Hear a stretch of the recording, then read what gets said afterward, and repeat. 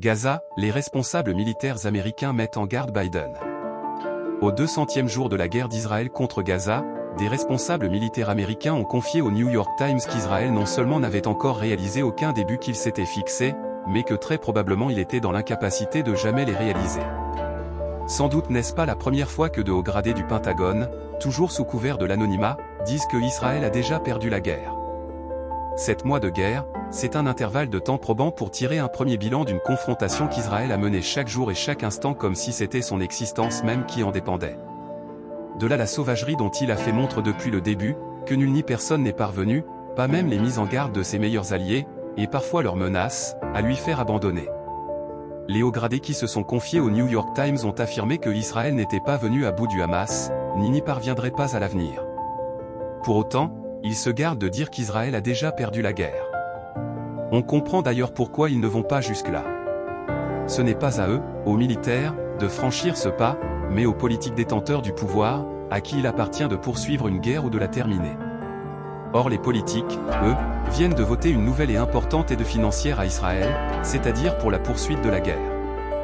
Serait-ce donc que pour eux celle-ci reste gagnable, bien qu'elle soit déjà longue, la plus longue qu'Israël a eu à mener, et que ses objectifs soient loin d'être atteints? La réalité, c'est qu'en cette matière l'administration Biden ne sait plus à quel saint se vouer.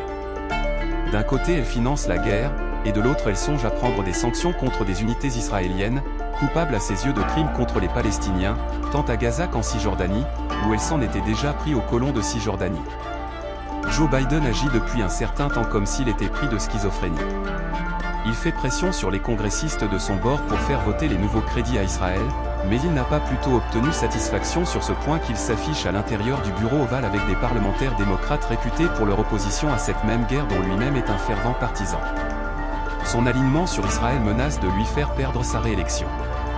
Jusque-là il pensait mener de front les conflits, en Ukraine et au Moyen-Orient, et peut-être remporter 2 victoires dont dépend sa propre existence politique et celle de son camp. Mais rien n'est moins sûr. Même si Joe Biden croit disposer encore d'une marge de temps et de manœuvre suffisante pour ne pas avoir à se battre simultanément sur 2 fronts. Les militaires ayant fait part de leur scepticisme au New York Times ces dernières heures sur le déroulement de la guerre d'Israël semblent avoir eu pour objectif justement de le détromper à cet égard, de lui dessiller les yeux, en lui suggérant que celle-là du moins est déjà perdue, et que plus tôt il admettra, mieux il conservera ses chances de sortir vainqueur de l'autre.